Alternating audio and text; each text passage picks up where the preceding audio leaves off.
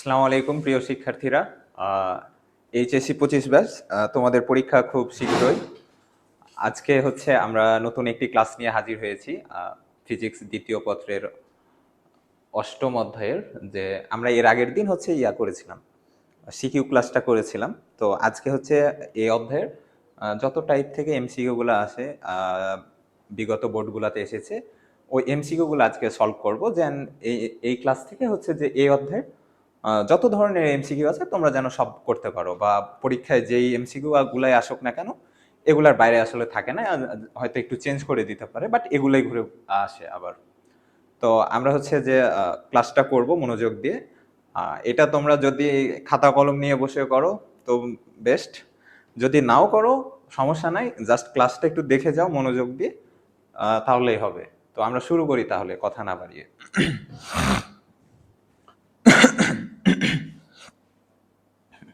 আচ্ছা, প্রথম যে কোয়েশ্চেনটা আছে, 1 ইলেকট্রোভোল্ট সমান কত জুল। আচ্ছা, 1 ইলেকট্রোভোল্ট সমান কত জুল, এটা আমরা মুখস্থ মান, এটা আমরা জানি যে 1.6 ইন্টু 10⁻⁻19 জুল। এটা আসলে আসছে কিভাবে, আমরা জানি কি ডাব্লিউ ইকুয়াল ভি কিউ। তো ভি সমান কি, অন ভোল্ট। অন ইলেকট্রোভোল্ট বলতে কি বোঝায়, যে অন ভোল্ট হচ্ছে বিভব পার্থক্যের ভিতরে একটা ইলেকট্রনকে নিয়ে যেতে যে কৃতকাজ ওইটা। তো অন ভোল্ট, আর ইলেকট্রনের চার্জ কত, 1.6 ইন্টু 10⁻⁻19। এখান থেকে এটা 1.6 ইন্টু 10⁻⁻19 জুল। আচ্ছা, তারপরে কোয়েশ্চেনটা কি, একটি রকেট কত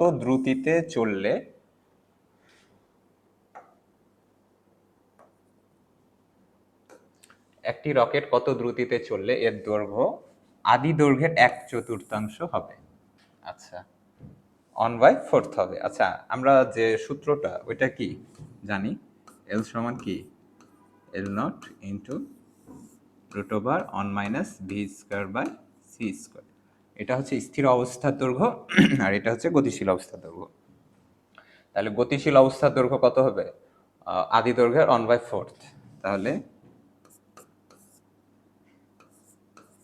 L0/4 L0 ইন্টু √1 - v²/c²। আচ্ছা, L0 আর L0 কাটা চলে যাবে, তাহলে এইখানে থাকবে 1/4, আর এইখানে √1 - v²/c²। দুই দিকে স্কোয়ার করলে 1/16 1 - v²/c²। আচ্ছা, তাহলে v² এটা এদিকে চলে আসলো, আর ওইটা ওইদিকে চলে গেলে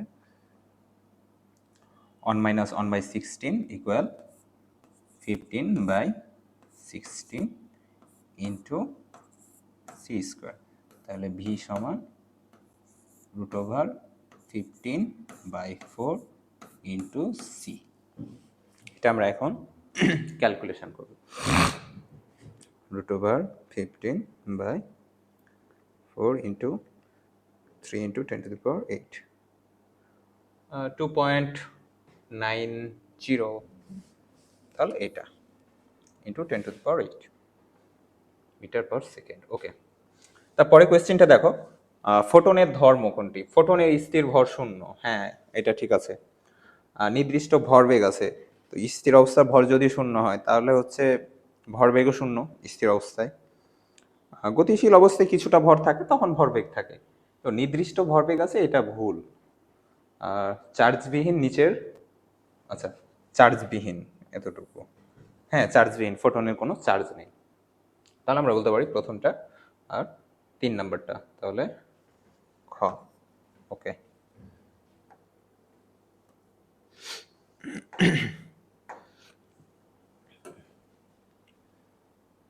আচ্ছা তারপরে কোয়েশ্চেন যে ডি ব্রগলির তরঙ্গ দৈর্ঘ্যের সমীকরণ কোনটি? ডি ব্রগলির তরঙ্গ দৈর্ঘ্যের সমীকরণ হচ্ছে, ডি ব্রগলিরটা কি?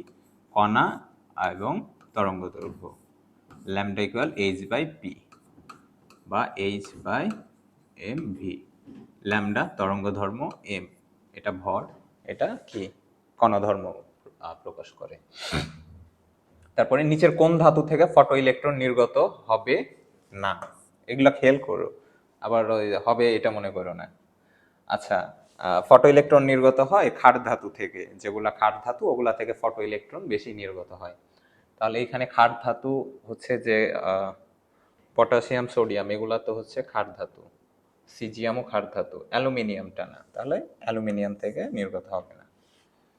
আচ্ছা, ফোটনের তারপরে কোশ্চিন, ফোটনের তরঙ্গ দৈর্ঘ্য দেওয়া আছে, ল্যামডা দেওয়া আছে, হলে শক্তি কত? ফোটনের শক্তি আমরা কি জানি? ই ইকুয়াল এইচ মিউ, মিউটা কি কম্পাঙ্ক, এটাকে কি লেখা যায়? এইচ সি বাই ল্যামডা, এটা কি তরঙ্গ দৈর্ঘ্য। তাহলে এটা কত হবে? এখানে এইচ এর মান 6.626 ইন্টু 10⁻⁻34, আর সি 3 ইন্টু 10⁸, আর ল্যামডা কত? 6630 অ্যামস্ট্রং। তাহলে 6630 ইন্টু 10⁻⁻10, 1 অ্যামস্ট্রং সমান 10⁻⁻10 মিটার। তাহলে আমরা এটা ক্যালকুলেশন করি।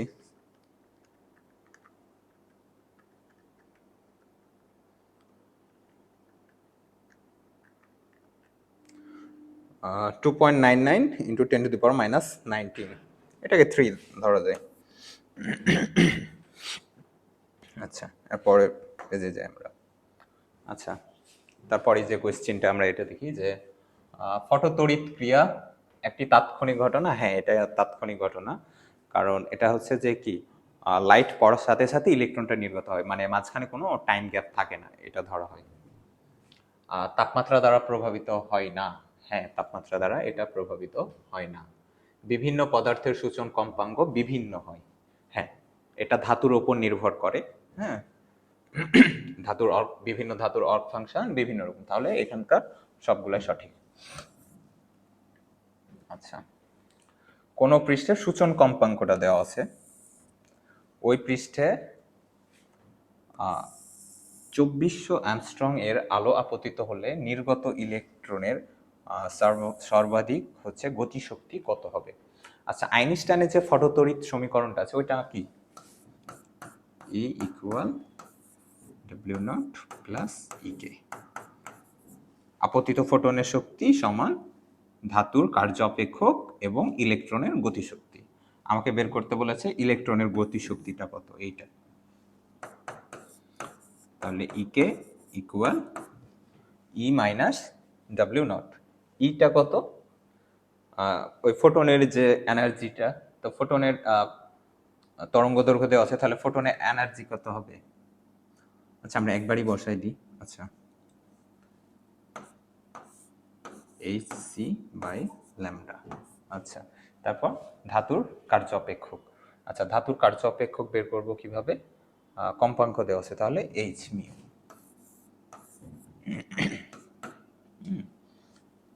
এইচ যদি কমন নিয়ে নিই বা আলাদা করে যদি বসাই, আচ্ছা এইচ কমন নিয়ে নিলাম, তাহলে 6.626 ইন্টু 10⁻⁻34 ইন্টু 10⁸, ল্যামডা কত? 2400 অ্যামস্ট্রং মাইনাস মিউ, মিউ কত? 8 ইন্টু 10⁻14। এটা আমরা ক্যালকুলেশন করি। 6.626 মাইনাস 34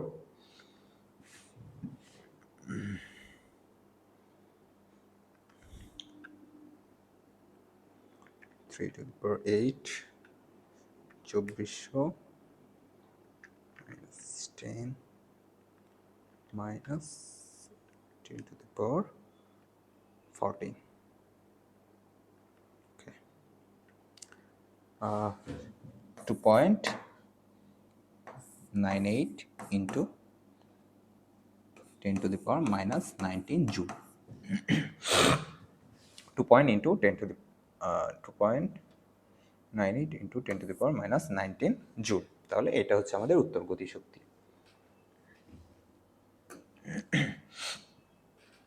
আচ্ছা, তারপরে কোয়েশ্চেনটা দেখো যে বলছে মহাকর্ষীয় বলের পাল্লা কত।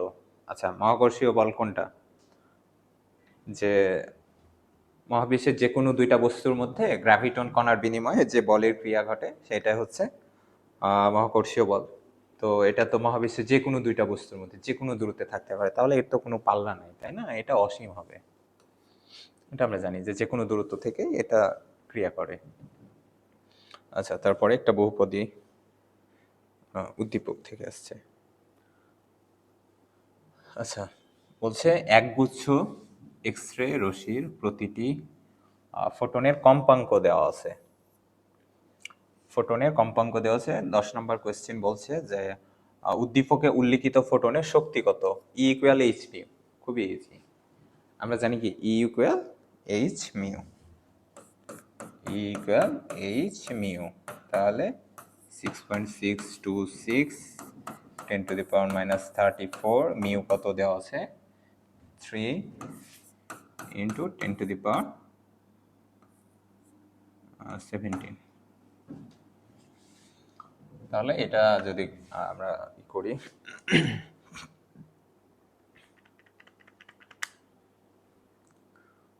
6.626 into 3। আচ্ছা দেখো, এইখানে আছে -34, এখানে আছে 17, তার মানে হচ্ছে -16 হবে, এবং প্রত্যেকটাতে -16 আছে।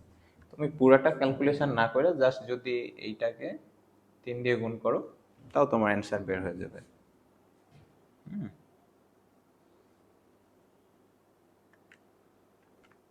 এবং এটা 19.89, ঠিক আছে? আচ্ছা, তারপরে কোয়েশ্চেনটা বলছে উদ্দীপকে উল্লিখিত ফোটনের বেগ 3 into 10 to the power 8। ফোটনের বেগ লাইটের বেগের equal.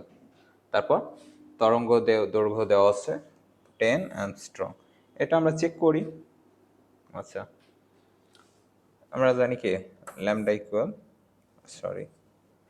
Mu equal c by lambda, lambda equal c by mu. তাহলে সি হচ্ছে 3 into 10 to the power 8 আর মিউ হচ্ছে 3 into 10 to the power 17। Okay,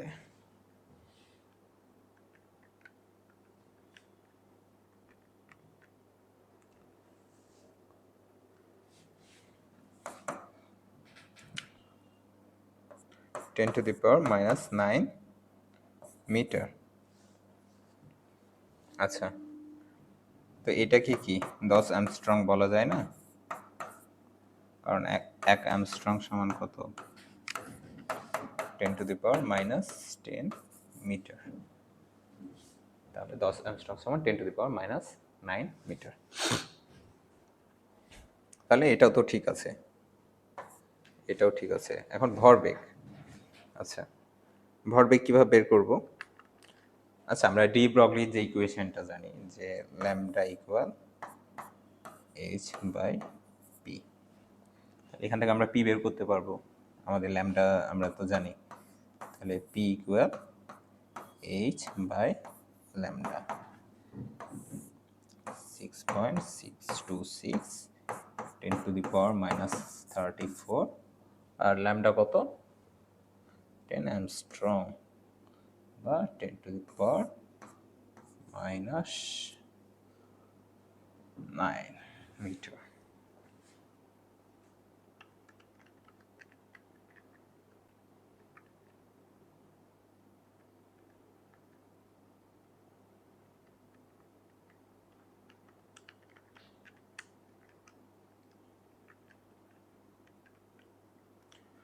uh, 6.626 into 10 to the power -25 metre per second. তাহলে তিনটাই ঠিক আছে, এটাও ঠিক আছে।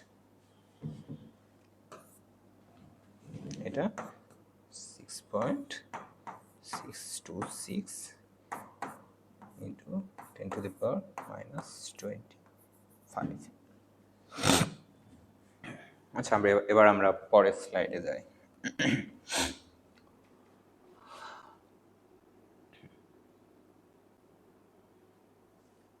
আচ্ছা, অ্যামস্ট্রং তরঙ্গদৈর্ঘ্যের একটি ফোটনের শক্তি কত?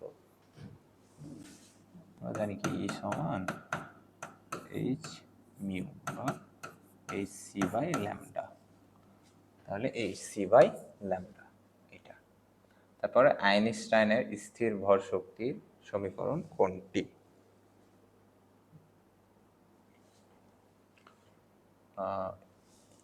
স্থির ভর শক্তি, এটা কিন্তু গতিশীল ভর শক্তি। এই এমটা কি গতিশীল ভর না? তাহলে আমাদের হবে কি, এই যে এম নট সি, এটা তো স্থির ভর, তাহলে E nought equal m not c square. আচ্ছা, তারপরে কোয়েশ্চেনটা দেখো যে স্থির কাঠামোর তুলনায় গতিশীল কাঠামোতে ঘড়ি ধীরে চলে, এই ঘটনাটিকে কি বলে? এই ঘটনাটিকে কি বলে? কালের দীর্ঘায়ন। হ্যাঁ, কালের দীর্ঘায়ন, সময় কি সম্প্রসারিত হয়। আচ্ছা, তারপর এক্স রশ্মির তরঙ্গ দৈর্ঘ্য দেওয়া আছে হলে এর কম্পাঙ্ক কত? বুঝছেন? মিউকেল সি বাই ল্যামডা, মিউকেল c by lambda 3 × 10⁸ by lambda হচ্ছে 3 × 10⁻⁻10।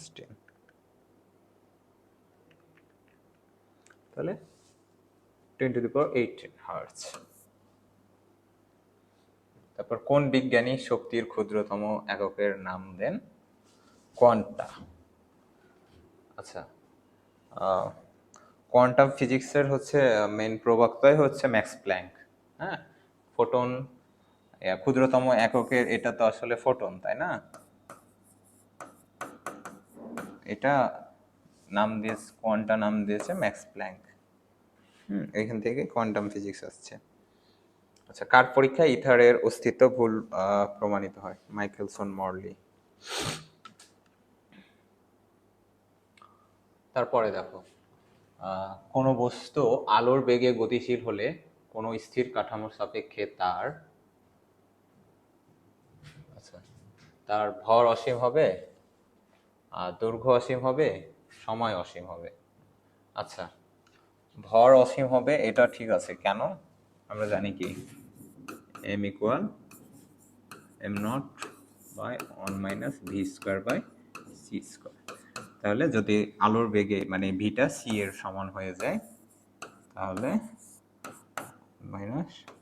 -c²/c², তাহলে m0/0 হুইচ ইজ ইনফিনিটি। তাহলে ভর অসীম হবে। দৈর্ঘ্য অসীম হবে কি? দৈর্ঘ্যের ইকুয়েশনের ক্ষেত্রে আমরা জানি কি L নট ইন্টু √1 - v²/c²। এই কন্ডিশনে দৈর্ঘ্য 0 হয়ে যায়, মানে এটা হবে না। তাহলে এইটা তো অটো হবে, তাই না? তাহলে খ। আচ্ছা, তারপরে আলোক তড়িৎ ক্রিয়া সংক্রান্ত আইনস্টাইনের সমীকরণটি হলো, ডিরেক্ট সূত্র দিয়ে দিয়েছে।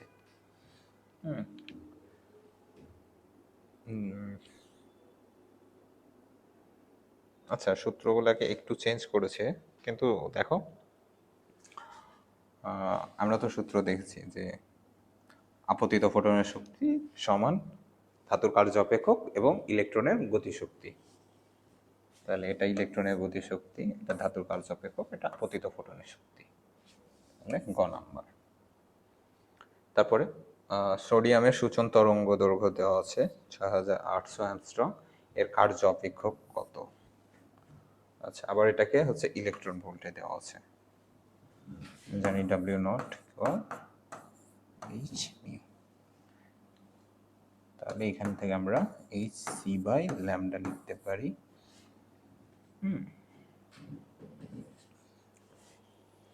আর এটাকে হচ্ছে আবার ইলেকট্রন ভোল্টে নিয়ে যেতে হবে। আমরা আগে বের করি এটা 6.626 minus 34 c 3 into 10⁸ lambda 6800 angstrom 2.92 into 10⁻⁻19 joule. এটাকে আবার হচ্ছে ইলেকট্রন ভোল্টে নিয়ে গেলে এটাকে কি দ্বারা ভাগ করা লাগবে 1.6 ইন্টু 10⁻⁻19, তাহলে 1.82 ইলেকট্রন ভোল্ট, 1.82 ইলেকট্রন ভোল্ট। আচ্ছা দুইটা দেওয়া আছে, 1.83 দেওয়া আছে, 1.81 দেওয়া আছে, 1.83টা নিবা। তারপরে ইলেকট্রনের বেগ ভি এবং প্রযুক্ত বিভব পার্থক্য নির্বৃত্তি বিভব এর মধ্যে সম্পর্ক। ওকে,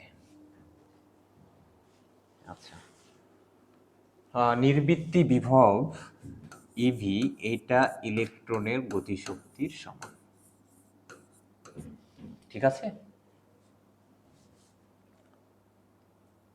তাহলে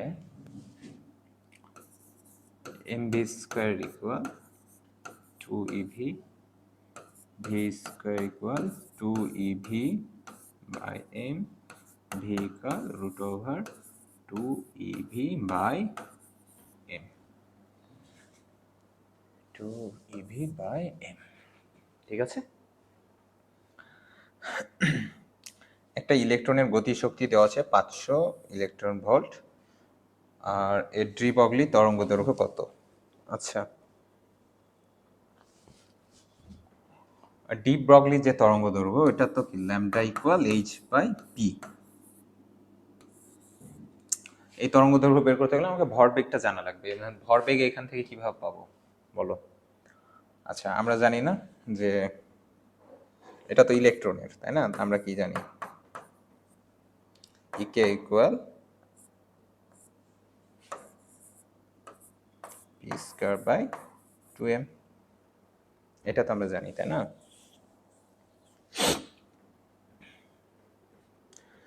তাহলে এখান থেকে আমরা হচ্ছে কি পিটা বের করতে পারবো।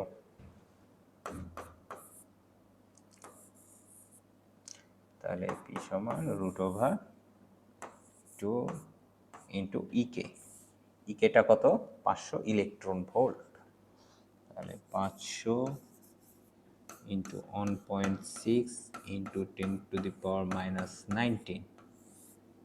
আচ্ছা তারপরে এম, এম হচ্ছে ইলেকট্রনের ভর 9.1 ইন্টু 10⁻⁻31। তাহলে এটা আমরা আগে ওর হচ্ছে ভরবেগটা বের করি।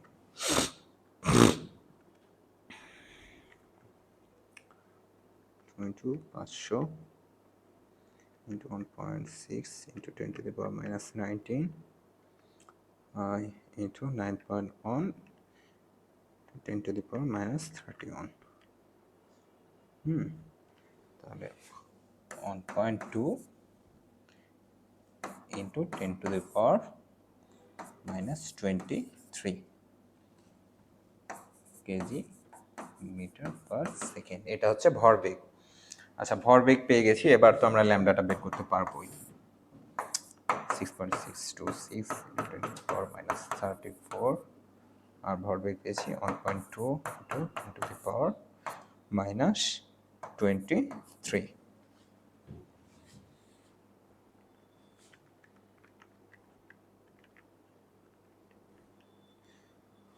uh, 5.5 into 10⁻⁻11 মিটার, তাহলে 0.55 অ্যামস্ট্রং, ঠিক আছে?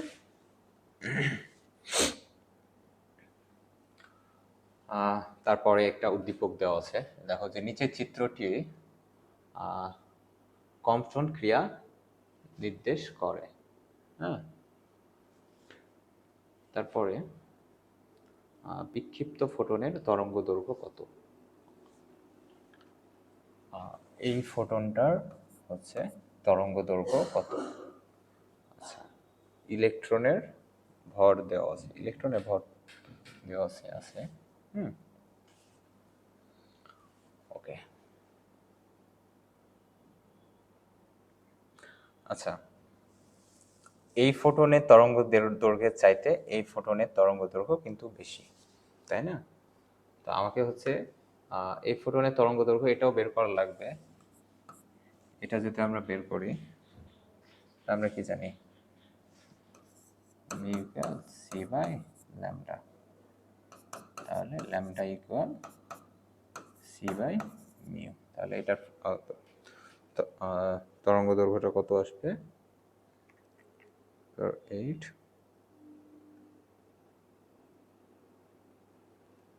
into 10 to the power 8 by mu হচ্ছে 10 to the power 19। তাহলে 3 into 10 to the power minus 11 metre. 3 into 10 to the power minus 11 metre. এটা হচ্ছে আপতিত ফোটনের তরঙ্গ দৈর্ঘ্য। আচ্ছা, কম্পটন ইফেক্টের যে ইকুয়েশনটা সেইটা কি? Lambda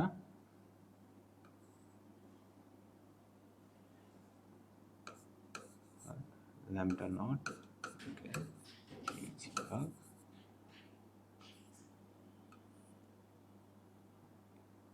am not square C নাকি?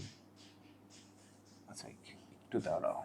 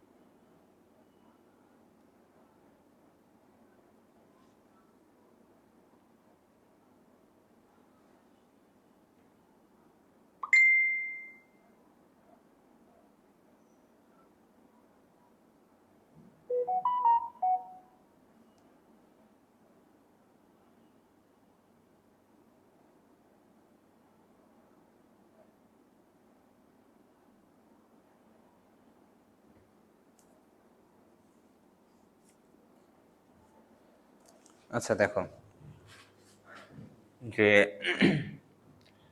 এখানে অ্যাঙ্গেলটা দেওয়া আছে, হ্যাঁ, আর আপতিত ফোটনের তরঙ্গ দৈর্ঘ্য আমরা বের করলাম 3 into 10 to the power minus 11 metre. এখন বিক্ষিপ্ত ফোটনের তরঙ্গ দৈর্ঘ্যটা বের করবো। তো বিক্ষিপ্ত ফোটনের তরঙ্গ দৈর্ঘ্যটা আপতিত ফোটনের তরঙ্গ দৈর্ঘ্য অপেক্ষা বেশি। আর সূত্রটা কি? যদি আমরা ধরলাম যে বিক্ষিপ্ত ফোটনের তরঙ্গ দৈর্ঘ্যটা হচ্ছে ল্যামডা নট আর আপতিত ফোটনের তরঙ্গ দৈর্ঘ্যটা হচ্ছে ল্যামডা, তাহলে সূত্রটা হচ্ছে h by m not c on minus cos alpha. আলফাটা হচ্ছে কত? 30 ডিগ্রি। আচ্ছা, আমরা তো হচ্ছে ল্যামডা নটটা বের করব, তাই না? তাহলে ল্যামডা নট, ল্যামডা চলে যাবে ওইদিকে এবং এটার ভ্যালু কত? 3 into 10 to the power minus 11। আচ্ছা, এইচ হচ্ছে 6.626 10 to the power minus 34 আর এম নট সি, আচ্ছা এখানে তো প্লাস হবে, এম নট সি হচ্ছে 9.1 into 10 to the power minus 30 one c হচ্ছে 3 into 10 to the power 8 one minus cos 30 degree. Cos 30 degree মানে হাফ, মানে এই টার্মটা হয়ে যাবে হাফ। হাফ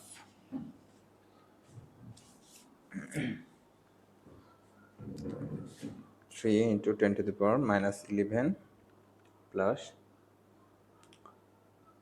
6.626 minus 34 into 0.5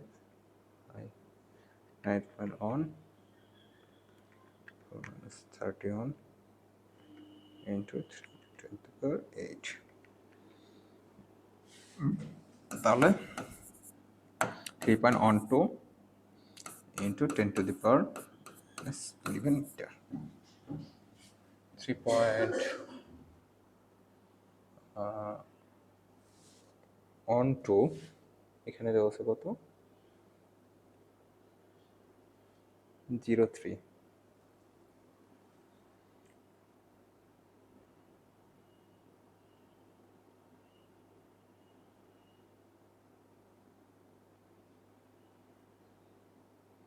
আচ্ছা এটা কাছাকাছি তাহলে এটাই দাগাবা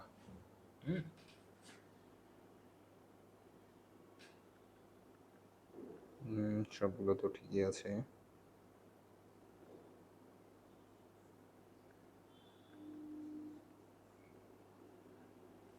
ঠিক আছে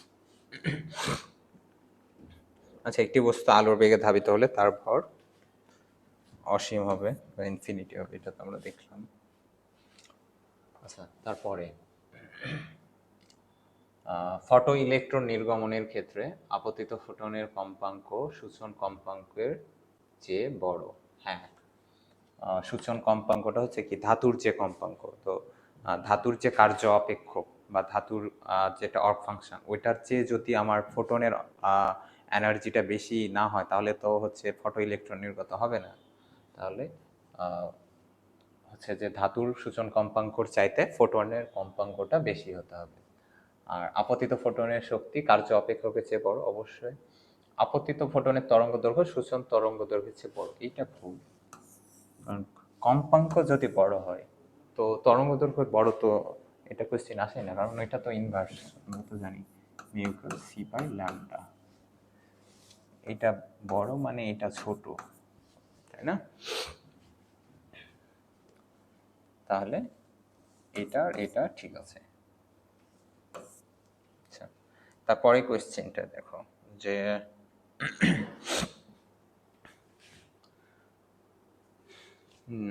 ইলেকট্রন দেওয়া আছে ইলেকট্রনের স্পিড দেওয়া আছে 0.6 সি দ্রুতিতে গতিশীল এখন বলছে উদ্দীপক অনুসারে ইলেকট্রনটির নিশ্চল শক্তি কত আচ্ছা নিশ্চল শক্তি মানে স্থির অবস্থার যে শক্তিটা এই স্থির অবস্থার শক্তিটা আমরা কি জানি এটা ইপি দিয়ে ধরলাম এম নট সি স্কোয়ার তাহলে এম নট হচ্ছে 9.1 into 10 to the power minus 31 আর সি স্কোয়ারটা হচ্ছে কত 31 into 10 to the power 8 square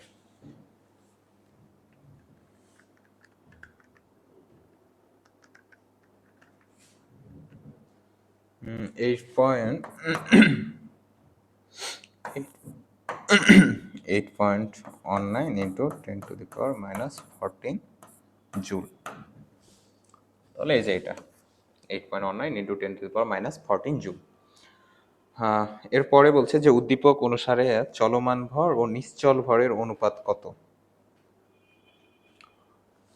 চলমান ভর গতিশীল ভর আর নিশ্চল ভর চলমান ভর এটা কি অবশ্যই বেশি হবে এটা আগেই বাদ বুঝছো তার মানে এইগুলোর ভিতরে কোনো একটা হবে স্পিডটা দেওয়া আছে তো আমরা যদি যে ভরের যে ইকুয়েশনটা ওইটা যদি দেখি একটু এই জায়গাটা একটু দেখি এখানে তোমরা একটু খেয়াল করো m equal m naught by root over one minus v square by c square ঠিক আছে ওকে এটাকে এদিকে নিয়ে চলে যায় আচ্ছা বলেছে চলমান ভর তাহলে চলমান ভর আর এটা এদিকে নিয়ে চলে আসি তাহলে এম নট বাই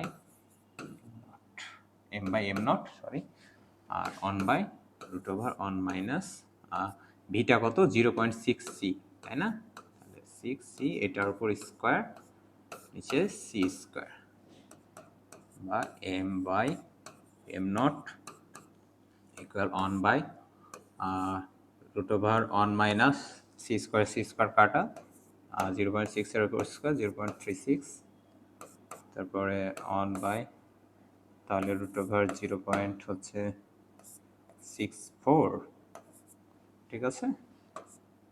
তারপর 1.0.8, ওকে।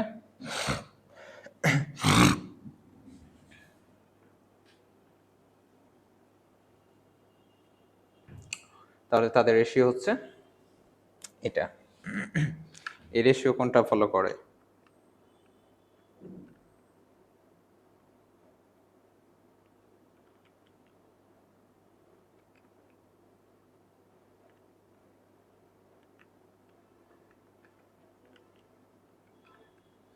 ওয়ান 1.25:1, তাই না?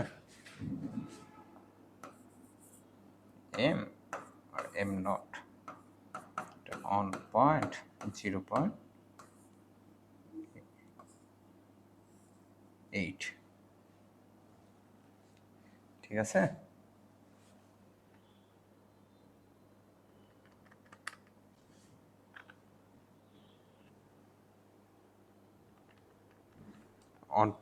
অন আর আসলে মেইনলি তো আচ্ছা এম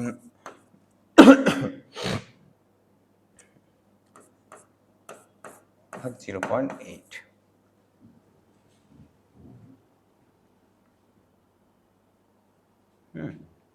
তাহলে চলমান ভর আর নিশ্চল ভরের অনুপাত হচ্ছে 1/0.8, তাহলে এটা কত আসে?